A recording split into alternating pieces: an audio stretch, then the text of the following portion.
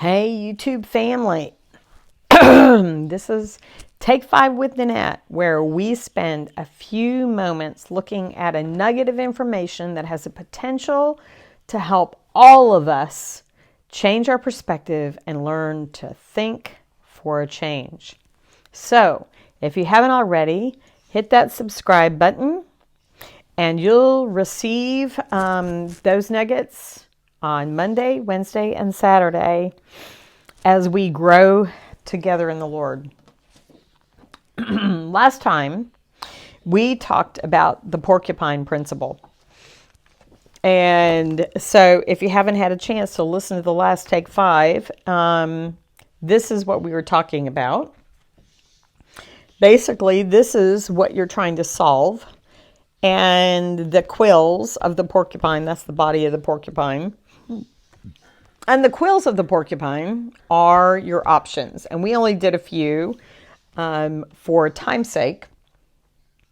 But today, what we said we were going to do is we were going to look at the potential of making better decisions, because we always have options. Remember, we said a lot of times you'll hear people or you'll believe the lie that you don't have any options. Well, you always have options, because one of your options is to do nothing and keep getting what you've always gotten, or to do nothing and just keep the same rhythm that you've had.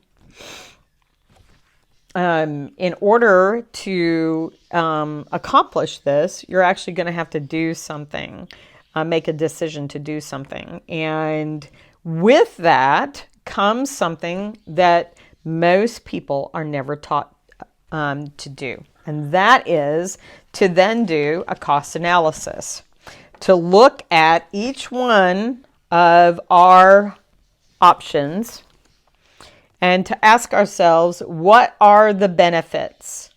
Like, what if I choose this option right here? It's going to have benefits. There are going to be benefits to choosing this option, this option, this option, or this option. All of them are going to have benefits. But they are also all going to have costs. So I call that doing a cost analysis of what some people might call the results of making that decision, what the results would be. We'll very often, if someone doesn't want you to do something, they're going to talk to you about the negative results you would get from a decision. If they want you to do it, they're going to talk about the positive results that you would get from the situation. So whose job is it then to look at all of them and to examine not only the positive, but also the negative? Why?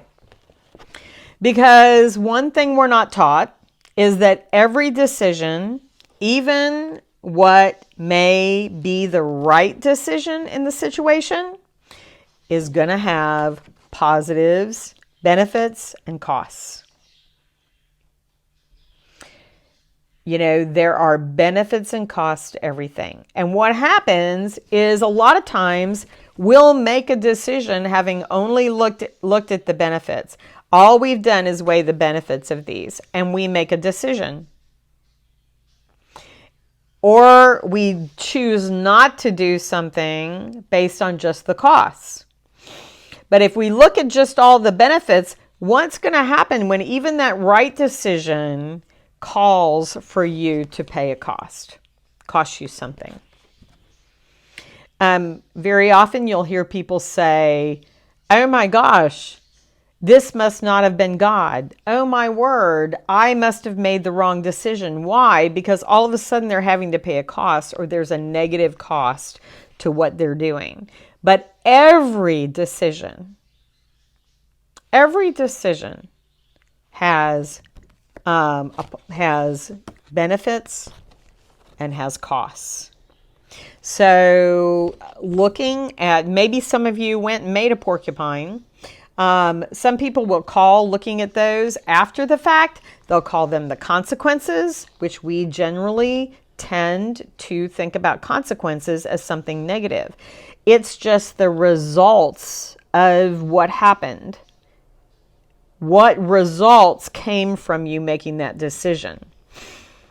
What is the feedback or the fruit? There are lots of different words that people can use. I just call it the benefits and the costs. And even when I made a decision to give my life to the Lord, the price he paid was costly.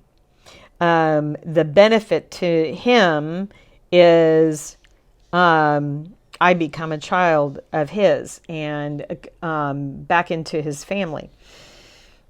The benefits to me are eternal life, along with love, joy, peace, gentleness, kindness, self-control, patience, all those fruits of the Spirit, because the Lord lives in my life. But what are the costs? The costs are that my life is not my own. It was bought with a price. And therefore, I seek to glorify the Lord in all I do.